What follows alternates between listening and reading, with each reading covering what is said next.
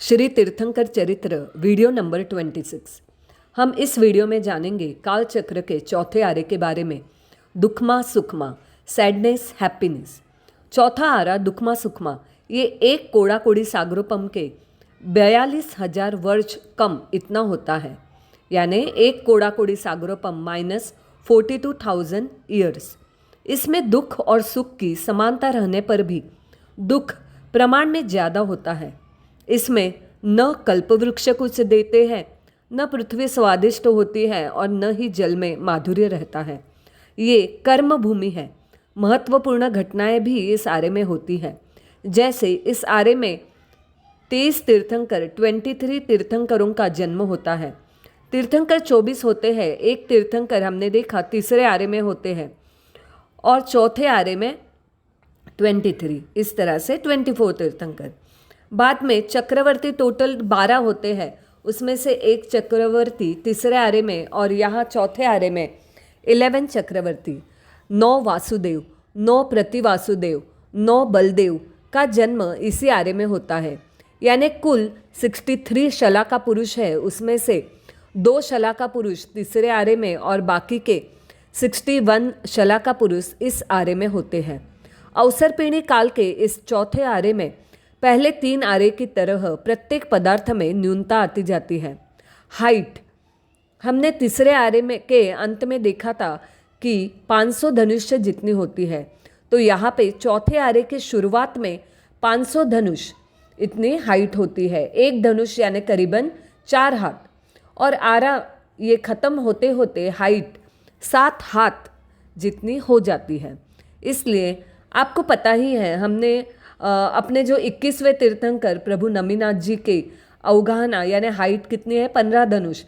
बाद में 22वें नेमिनाथ जी की हाइट है 10 धनुष, यानी इस तरह से कम कम होती जा रही है। 23वें श्री पार्श्वनाथ जी की 9 हाथ, और इस आरे में जो अंत में 24वें तीर्थंकर श्री महावीर स्वामी जी की हाइट है 7 हाथ थी। तो इस आरे में शुरुआत में हाइट 500 धनुष जितनी होती है और आरा खत्म होते होते 7 हाथ जितनी हो जाती है। बाद में इस चौथे आरे में एज आयुष्य शुरुआत में 1 करोड़ पूर्व और अंत में आरा उतरते उतरते 120 वर्ष ज़्यादा से ज़्यादा जितनी होती है। तो अगर देखे जाए एज ए एग्जाम्पल, तो 21वें तीर्थंकर की आयु है 10,000 बरस, 22वें 1,000 बरस, 23वें श्री पार्श्वनाथ जी की आयुष्य है 100 बरस और 24वें श्री महावीर स्वामी जी की आयु थी 72 बरस थी। पसलियाँ रिब्स इस आरे में शुरुआत में 32 होती है और आरा अंत होते होते 16 रह जाती है।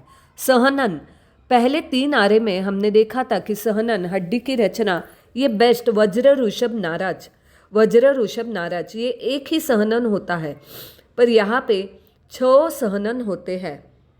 तो जैसे पहले 3 आरे में बेस्ट वाला सहनन यानी क्या, हड्डी की रचना शरीर के संगठन विशेष को सहनन कहते हैं।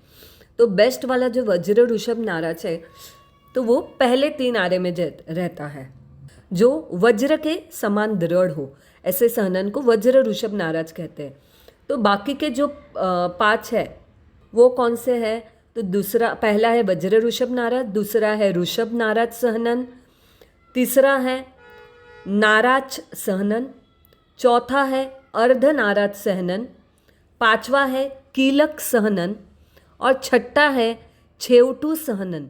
जो जरा सा भी धक्का लगते है तो भिन्न हो जाए, उसे छेवटू सहनन कहते हैं। तो इस आरे में 6 प्रकार के सहनन रहते हैं। फिर संस्थान, शेप ऑफ बॉडी, शरीर के आकार विशेष को संस्थान कहते हैं। तो पहले 3 आरे में हमने देखा था समचतुरस्र संस्थान रहता है, और यहाँ पे चौथे आरे में यहाँ पे 6 संस्थान रहते हैं। तो 6 संस्थान कौन से हैं, तो पहला है जो समचतुरस्र, जो सामुद्रिक शास्त्रोक्त शुभ लक्षण युक्त शरीर को समचतुरस्र संस्थान कहते हैं। दूसरा है नग्रोध संस्थान, जो नाभि के ऊपर का भाग शुभ लक्षण युक्त हो और नीचे का हीन हो, उसे नग्रोध संस्थान कहते हैं। तीसरा है साधी संस्थान, जो नाभि के नीचे का भाग यथोचित हो और ऊपर का हीन हो तो उसे साधी संस्थान कहते हैं।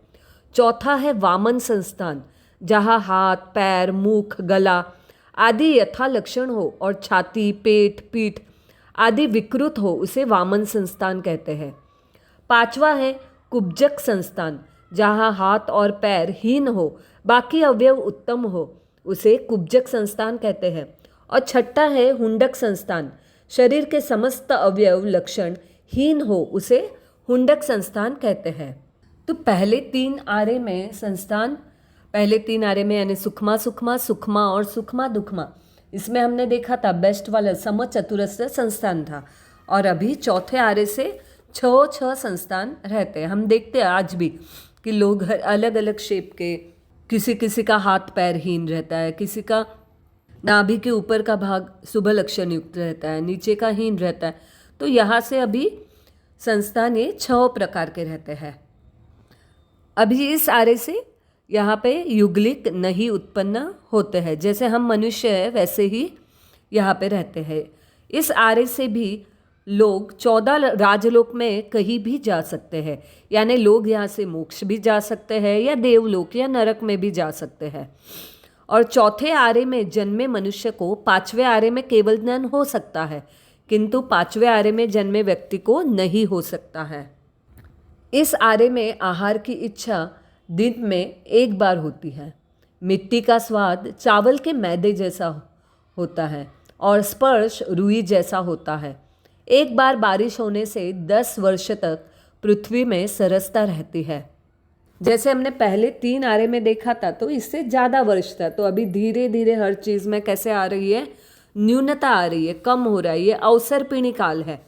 उत्सरपीणी जब होता है तो हर एक आरे में बढ़ता जाता है। अवसरपीणी काल है, इसलिए हर एक काल में धीरे धीरे हर चीज़ में क्या हो रही है, न्यूनता आते जा रही है। आहार की भी इच्छा हमने देखा था कि पहले सुखमा सुखमा में 3 दिन के अंदर से होती है, दूसरे इसमें सुखमा आरे में 2 दिन के अंतर से आहार की इच्छा होती है, तीसरे इसमें हमने देखा था कि 1 दिन के अंतर से होती है, और अभी इस चौथे आरे में आहार की इच्छा कैसे दिन में एक बार होती है, यानी प्रतिदिन हर दिन होती है, प्रतिदिन होती है आहार की इच्छा।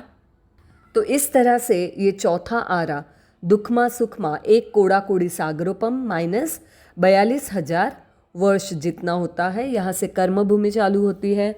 अभी अगला आरा हम देखेंगे, 5वां आरा दुखमा, जिस आरे में हम रह रहे हैं 5वें आरे में।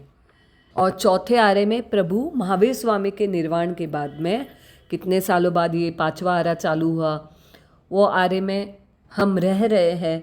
उस आरे में के बारे में जानना बहुत ही आवश्यकपूर्ण है, और ये जानना कि हमें छठे आरे में क्यों नहीं जन्म लेना है। तो अगले वीडियो में हम देखेंगे 5वां आरा और बाद में छठा आरा। अविधि आशातना मिच्छामि दुक्कडम। चैनल को ज़रूर सब्सक्राइब कीजिए। Thank you.